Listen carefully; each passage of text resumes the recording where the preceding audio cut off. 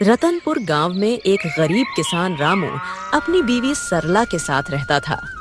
सुबह के वक्त मिट्टी के छोटे से घर में चूल्हा जल रहा था, जिस पर लोहे की कढ़ाई में थोड़ी सी सब्जी पक रही थी।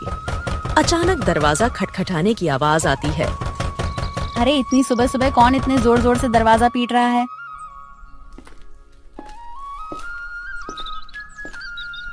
दरवाजा खोलते ही सेठ हरीलाल गुस्से में लाल पीला खड़ा था, जो कि बहुत लालची और चालबाज है। वह हर किसी से 2 गुना ब्याज वसूलता था। रामू, बहुत हो गया तेरा नाटक। मेरे पैसे कहाँ हैं? सेठ जी, कल ही तो मैंने आपको पूरी रकम दे दी थी और पूरा हिसाब पक्का कर दिया था, और मैंने आपके पुराने पैसे भी कब के लौटा दिए हैं। देर की वजह से तेरा ब्याज बढ़ गया है। अब वो उधार तुझे 5 गुना ब्याज के साथ लौटाना होगा। 5 गुना? सेठ जी, ये तो अन्याय है। मैंने मेहनत करके ब्याज सहित पूरे पैसे चुका दिए हैं। मैं गरीब आदमी इतना भारी ब्याज कैसे दे सकता हूँ? ज्यादा जुबान मत चला। अगर पैसा नहीं दिया ना तो तेरे घर का ताला तोड़कर बर्तन कपड़ा सब उठा ले जाऊंगा। तेरी बैलगाड़ी भी बेच दूंगा। सेठ जी, गरीब का खून चूसकर आपको क्या मिलेगा? हमारे साथ ऐसा मत करिए। इतना ज्यादा ब्याज मैं नहीं दे पाऊंगा। पैसे तो तुझे देने ही पड़ेंगे। देख लूंगा मैं तुझे। याद रखना रामू, हरीलाल से पंगा लेना आसान नहीं है।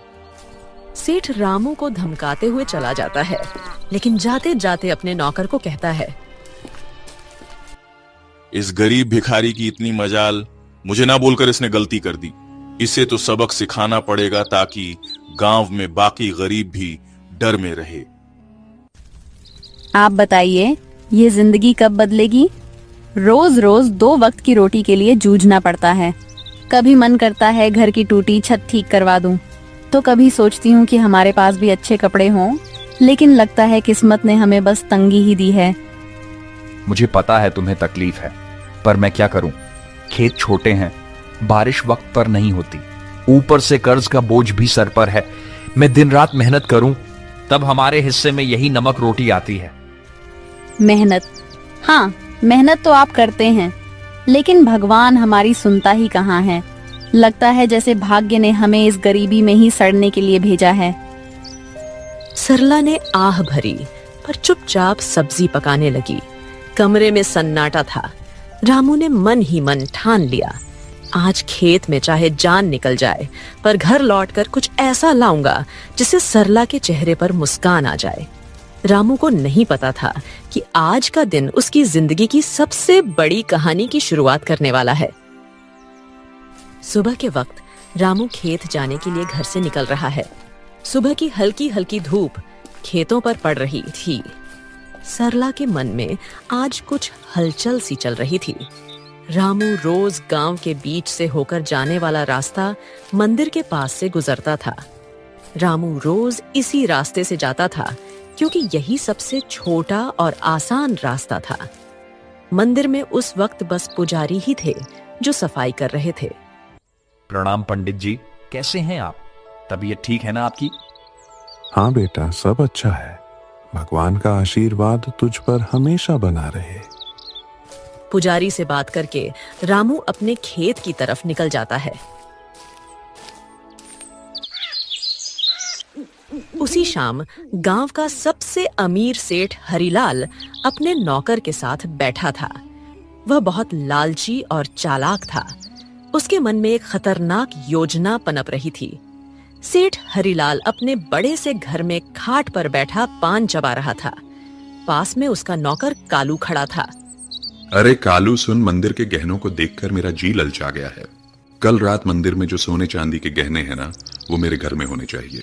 गांव वाले मेरी इज्जत करते हैं, लेकिन पैसा और बढ़ाना है मुझे। सेठ जी, पर यह तो पाप का काम होगा। भगवान के घर से गहने चुराना अच्छा नहीं लगेगा। अरे मूर्ख, भगवान को क्या जरूरत है गहनों की? उनका क्या होगा इनसे? असली भगवान तो पैसा है, और पैसा इंसान के हाथ में अच्छा लगता है। पर गांव वाले अगर उनको पता चल गया तो? बस यही तो मजा है। चोरी हम करेंगे और इल्जाम किसी और पर लगेगा। पता है किस पर? उस गरीब रामू पर। आज उसकी और उसकी बीवी की जुबान बहुत ज्यादा ही चल रही थी। रामू, वो तो रोज मंदिर के पास से ही अपने खेत के लिए जाता है ना? हाँ, हम इसी बात का फायदा उठाएंगे। सबको लगेगा कि उसी ने चोरी की, गांव वाले पहले ही उसे तिरछी नजरों से देखते हैं। बस आज रात ही हम अपना काम कर देंगे और सुबह हंगामा हो जाएगा। तू बस ये याद रख, कोई गलती नहीं होनी चाहिए। आधी रात को हम मंदिर में घुसेंगे, गहने उठाएंगे और अपने गोदाम में छुपा देंगे। सुबह मैं खुद शोर मचाऊंगा और रामू का नाम लूंगा।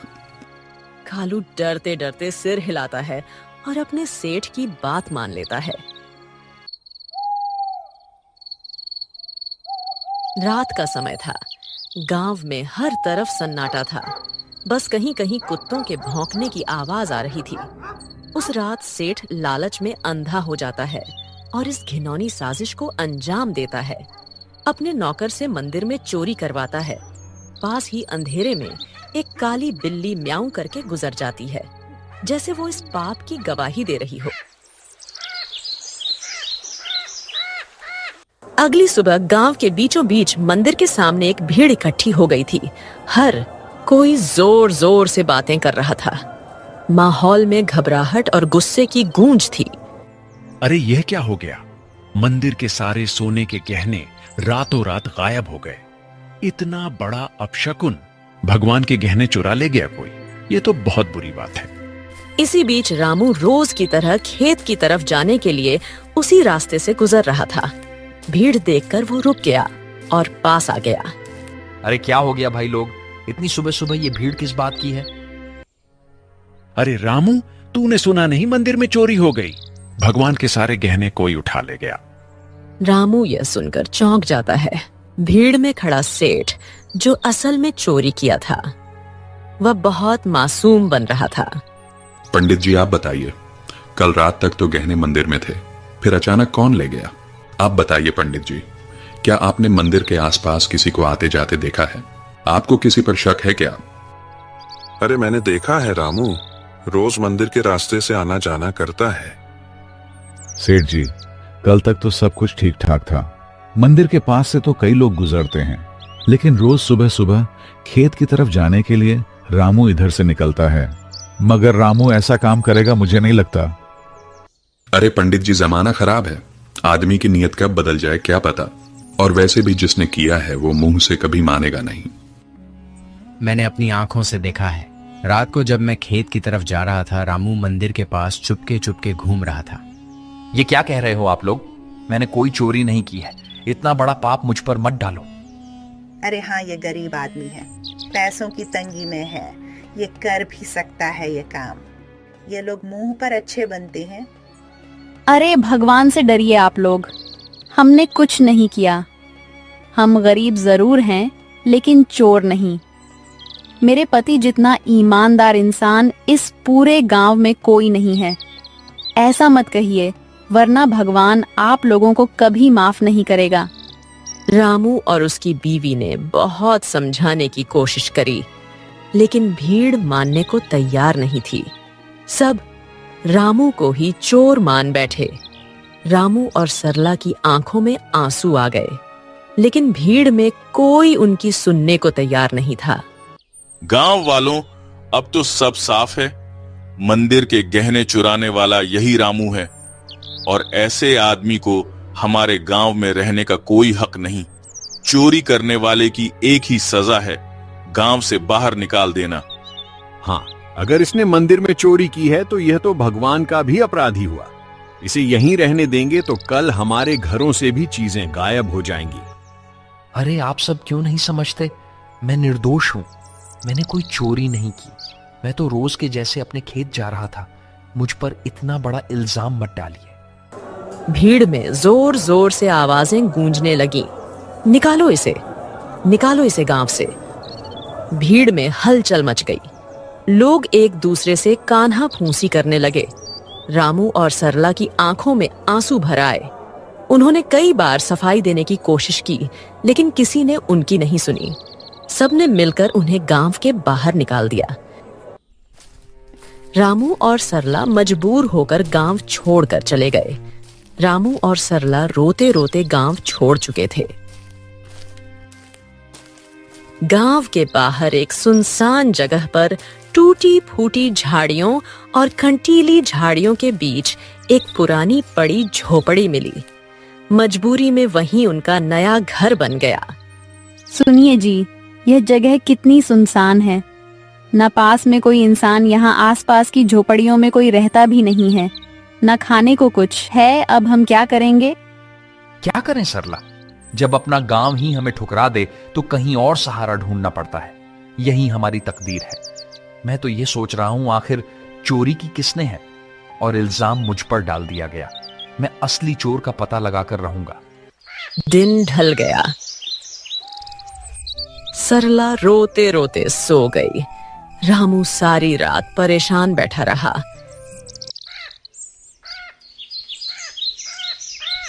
अगली सुबह जब रामू उठा तो उसने देखा कि सरला रो रो कर भूख से कमजोर हो गई है। सरला, तुम यहीं रहो, मैं कुछ खाने के लिए लाता हूं, फिर अपने खेत जाऊंगा दूसरे गांव से होते हुए। तुम दरवाजा अंदर से बंद करके आराम करो।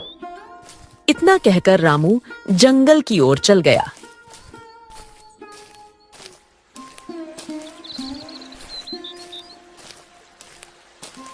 रामू ने सरला को कुछ फल और आसपास की नदी से पानी लाकर दिया। रामू दूसरे गांव से होते हुए अपने खेत जाने के लिए निकल गया। अचानक घने जंगल में सामने से एक साधु बाबा प्रकट होते हैं। उनकी लंबी दाढ़ी और वस्त्र उन्हें अलग ही आभा दे रहे थे। रामू उनके पास गया। बेटा, तू कौन है? तेरे चेहरे पर चिंता की रेखाएं साफ दिख रही हैं। बाबा, मैं इस गांव का ही रहने वाला हूं, पर अब गांव वालों ने मुझे निकाल दिया है। सब लोग मुझ पर चोरी का झूठा इल्जाम लगा रहे हैं। मैंने कोई चोरी नहीं की। रामू रोते रोते साधु बाबा को पूरी कहानी बताता है। सेठ का कर्ज, गांव वालों का इल्जाम और मंदिर से चोरी की घटना। बेटा, तेरी आंखों में छल नहीं है। तू सच्चा और साफ दिल का इंसान है। तेरी पीड़ा मैं समझ सकता हूं। ये दुनिया अक्सर गरीब पर झूठा इल्जाम लगा देती है, पर चिंता मत कर, भगवान न्याय करते हैं। असली चोर जल्द ही सामने आएगा। यह मेरा आशीर्वाद है। पर बाबा, कैसे? सब मुझे ही दोषी मान रहे हैं। गांव छोड़कर मैं और मेरी पत्नी यहां भूखे प्यासे पड़े हैं। कोई मेरी बात मानने को तैयार नहीं है। मैं कैसे साबित करूं कि मैं निर्दोष हूं? इस जंगल में एक श्रापित जानवर रहता है। उसने अपनी आंखों से असली चोर को देखा है। वही तुझे सच तक पहुंचने में मदद करेगा। पर ध्यान रहे, उस जानवर को ढूंढना आसान नहीं है।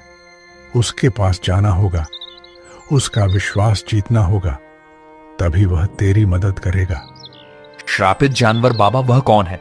मैं उसे कैसे ढूंढूं? यहां जंगल में तो बहुत से जानवर हैं। वह एक श्रापित काली बिल्ली है।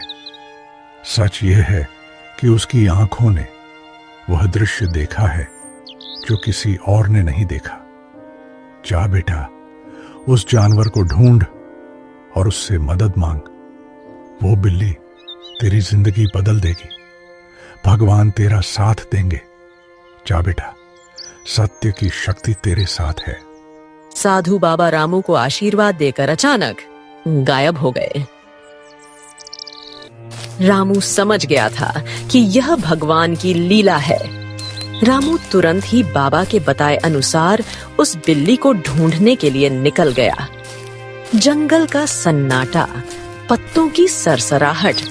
रामू थका हारा, भूखा प्यासा, उम्मीद के सहारे इधर उधर भटक रहा था। उसने पूरा जंगल छान मारा, पर उसे वो काली बिल्ली कहीं नहीं मिली। दिन ढलने को आया। रामू अब निराश होकर अपनी झोपड़ी की तरफ जा रहा था। अचानक तभी उसकी नजर एक काली बिल्ली पर पड़ी। बिल्ली की चमकती आंखें दो अंगारों जैसी दिखाई दे रही थीं। ओ बिल्ली रानी, क्या तुम वही हो जिसके बारे में साधु बाबा ने कहा था? क्या तुमने उस रात देखा था? असली चोर कौन है? माँ, बिल्ली, क्या तुम मेरी मदद करोगी? मुझ पर झूठा इल्जाम लगाकर गांव से निकाल दिया गया है। क्या तुम सच जानती हो? मुझे बता दो, असली चोर कौन है? बिल्ली उसकी आंखों में देखती है।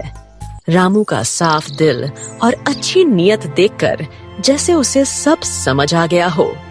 अचानक बिल्ली की आंखों से एक अजीब सी चमक निकलती है और वह इंसानी आवाज में बोल उठती है। रामू, तुम्हारे साथ बहुत बड़ा अन्याय हुआ है। मंदिर के गहने तुमने नहीं चुराए। असली चोर तुम्हारे गांव का सेठ और उसका नौकर है। दोनों ने मिलकर मंदिर से गहने चुराए और चोरी का इल्जाम तुम्हारे सिर पर चढ़ा दिया ताकि कोई शक न करे। सेठ जानता था कि तुम गरीब हो, तुम्हारे पास कोई सबूत नहीं होगा, इसलिए उसने चालाकी से तुम्हें बलि का बकरा बना दिया। क्या गांव का सेठ, वही जो सबसे धर्म और दान की बातें करता है, और उसका नौकर भी तो यही सच्चाई है? गांव वालों ने मेरी ईमानदारी पर शक किया और असली अपराधी चैन से सो रहा है। मां बिल्ली, अब मैं क्या करूं? यह सच गांव वालों तक कैसे पहुंचाऊं? समय आने दो रामू, सच को कोई दबा नहीं सकता। मैं तुम्हारी मदद करूंगी। तुम मुझे कल गांव लेकर चलो। मैं वहां जाकर सबको सारी सच्चाई बताऊंगी और तुम्हें निर्दोष साबित करूंगी। रामू को बिल्ली की बातें सुनकर राहत मिलती है।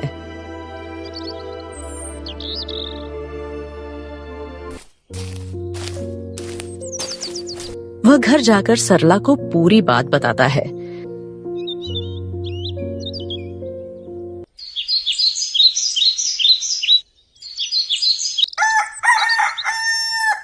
अगली सुबह रामू और सरला बिल्ली को लेकर गांव जाते हैं और सबको बुलाते हैं।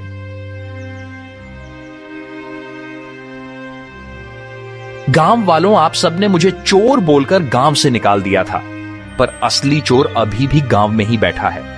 आज मेरे पास एक गवाह है जो मुझे निर्दोष साबित करेगा।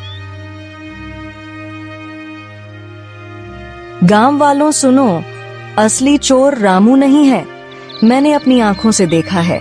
मंदिर के गहने सेठ और उसके नौकर ने मिलकर चुराए हैं। अगर तुम्हें यकीन नहीं होता तो सेठ के घर जाकर देखो, मंदिर के गहने वहीं मिलेंगे। अरे, यह बिल्ली बोल कैसे रही है? चलो हम जाकर देखते हैं सेठ के घर गहने हैं या नहीं। वैसे भी सेठ ही हमें हमेशा धोखा देता रहा है। बिल्ली को बोलता देख सब चौंक जाते हैं और गांव के कुछ लोग सेठ के घर जाते हैं। उनको गहने सेठ के घर में मिल जाते हैं। अब पूरे गांव में बातें होने लगी। सेठ चोर है, सेठ चोर है। सब बोलने लगे। सेठ ने चालाकी से अपने नौकर को इशारा करा और सारा इल्जाम नौकर पर डाल दिया। अरे नहीं नहीं, मैं चोर नहीं हूं। ये सब मेरे नौकर की करतूत है। उसने ही चोरी की है। मैं तो खुद हैरान हूं। झूठ मत बोलिए सेठ जी, आप सबसे ब्याज में 4 गुना पैसे वसूलते हो, अब चोरी भी करवा रहे हो। ठीक है, अगर तुम सब कहते हो तो इस नौकर को सजा मैं दूंगा, क्योंकि यही असली चोर है। मुझे इस बारे में कुछ नहीं पता था। सेठ ने पूरे गहने वापस मंदिर में रखवा दिए। अब गांव में उसकी कोई इज्जत नहीं करता है। पूरे गांव वालों ने रामू से माफी मांगी। उन्हें अपनी गलती का एहसास हो गया। सबने पूरे आदर सम्मान के साथ रामू और सरला को गांव वापस बुलाया।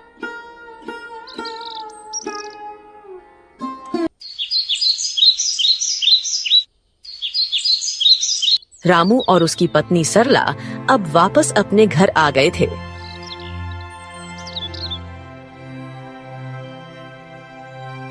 शाम का समय, हल्की ठंडी हवा चल रही है। रामू बोलने वाली बिल्ली के साथ खेत की तरफ जा रहा था।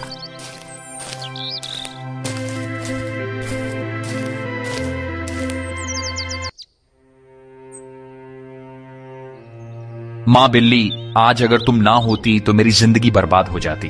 तुम्हारे ही कारण ही मुझे इज्जत वापस मिली। तुम्हारा बहुत बहुत धन्यवाद। रामू, अब मुझे तुमसे एक आखिरी बात कहनी है।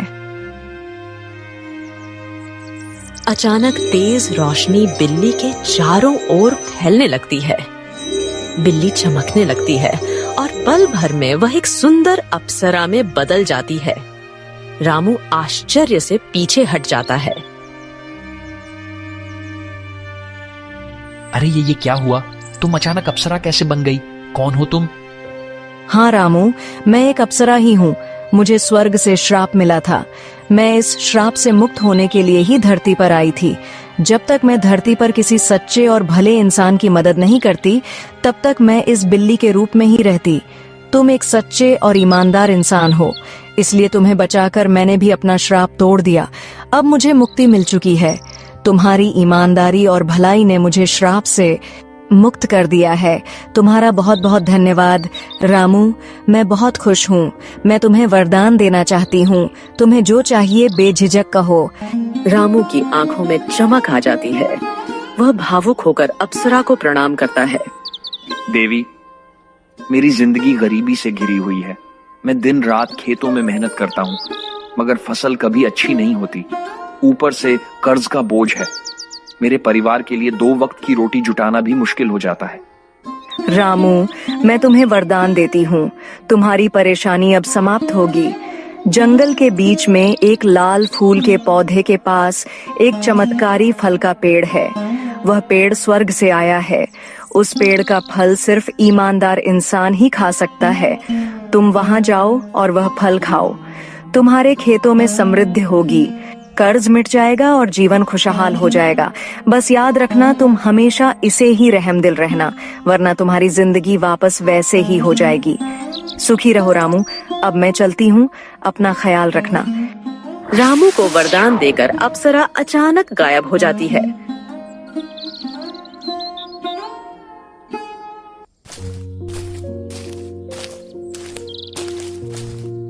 रामू जंगल में चारों तरफ उस चमत्कारी पेड़ को ढूंढता है। सूरज ढलने को होता है। थका हारा रामू अचानक लाल फूल के पौधे को देख लेता है। रामू धीरे धीरे आगे बढ़ता है और देखता है कि पौधे के पीछे एक सुंदर चमकदार पेड़ खड़ा है। पेड़ की टहनियों पर सुनहरे फल चमक रहे हैं। रामू श्रद्धा से पेड़ के पास जाता है।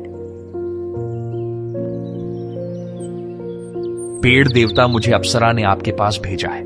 मैं गरीब किसान रामू हूँ। क्या मैं आपके फल खा सकता हूँ? अचानक पेड़ से आवाज आई। रामू, मुझे सब पता है। तुम सच्चे और भले इंसान हो, इसीलिए अप्सरा ने तुम्हें यहां तक पहुंचाया है। तुम मेरा एक फल खा लो, तुम्हारी सारी परेशानियां मिट जाएंगी और तुम्हारा जीवन खुशहाल हो जाएगा।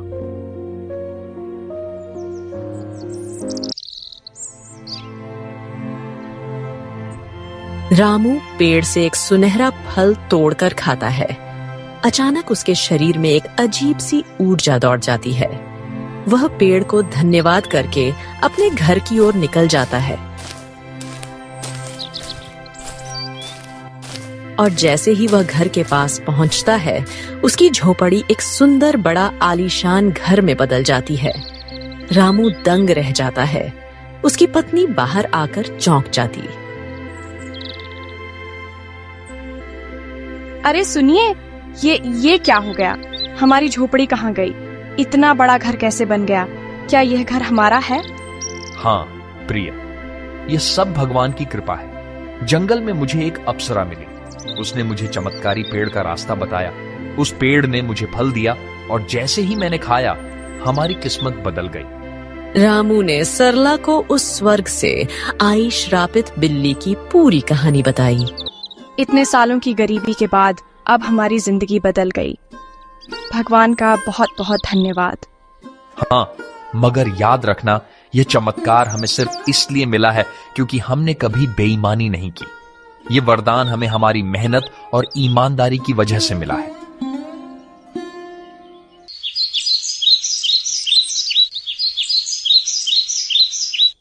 अब रामू और सरला अपने नए घर में खुशी से रहने लगे। पर रामू अब भी साधारण कपड़ों में ही रहता था। उसके अंदर जरा सा भी घमंड नहीं आया। उसने हमेशा उस अप्सरा की बात याद रखी। अब रामू गांव में सबकी मदद करने लगा। उसके घर में हमेशा अनाज भरा रहता था और मेहमानों के लिए दरवाजे खुले रहते थे।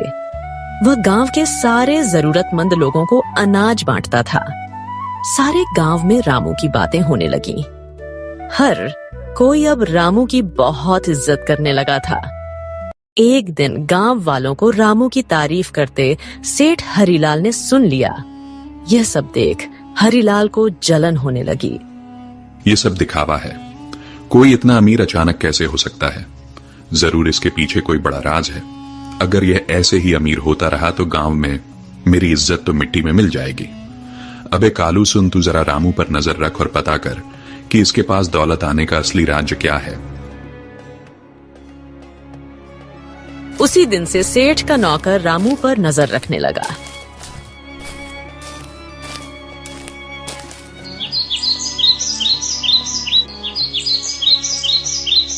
एक दिन सेठ का नौकर रामू का पीछा कर रहा था।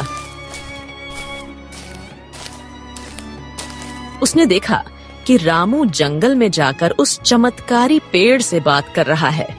कालू चुपके चुपके रामू की सारी बातें सुन रहा था।